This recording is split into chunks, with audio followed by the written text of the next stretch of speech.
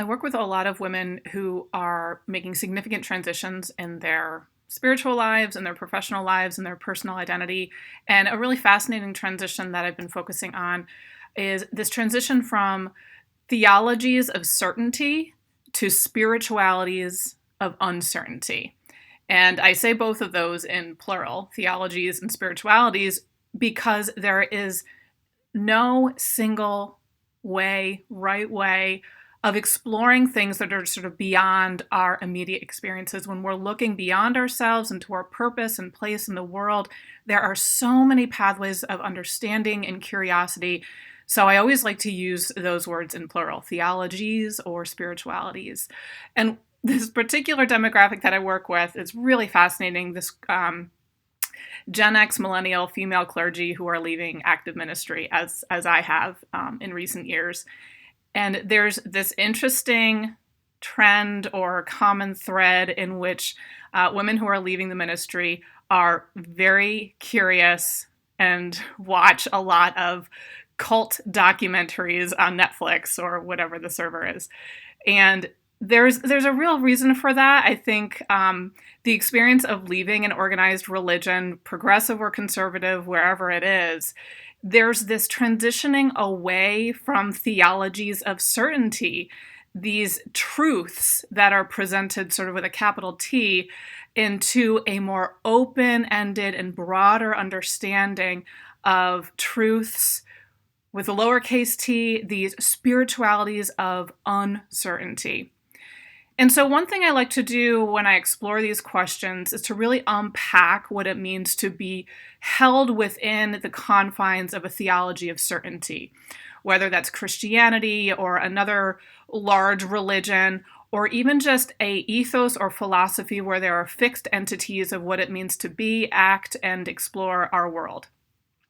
And when we step outside of those realities that have these fixed notions of truth and reality, it can be really destabilizing to then be in this sort of open pasture of, again, uncertainty, spiritualities of uncertainty.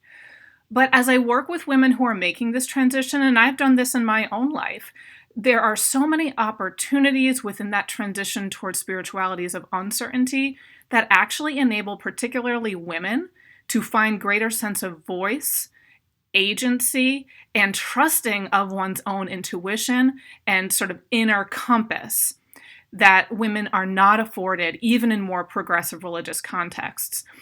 So I was a clergy in the Presbyterian Church for about 10 years in leadership roles in various congregations.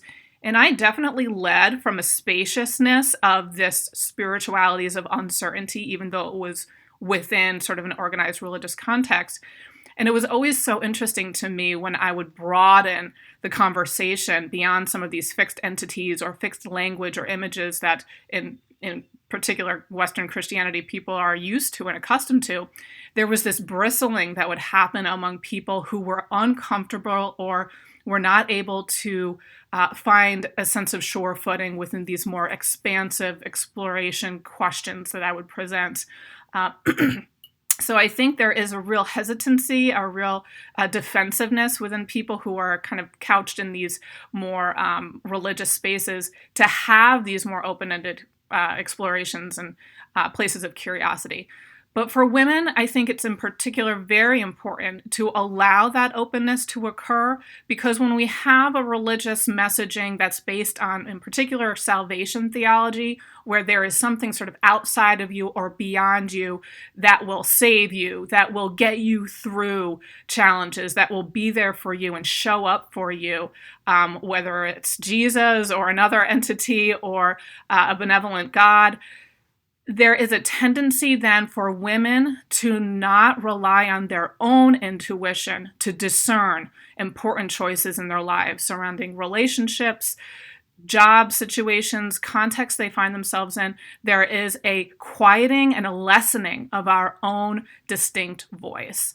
And so women who are transitioning out of these theologies of certainty, it takes time, but there's this gradual assurance that begins to flourish, this resiliency within oneself, no longer this external theology kind of being imposed on one's life as, oh, well, God will get you through this, can be very misleading and very disheartening, because it silences our own sort of intuition, our own self-efficacy, our own agency.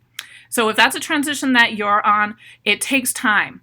Be patient with it. Allow yourself to become more comfortable with those uncertainties instead of trusting sort of some of these mythical certainties that are presented to us in religion. And know that in that process of transitioning out of theologies of certainty to spiritualities of uncertainty, that your voice will be able to become more loud and more forward in your life in a really powerful way.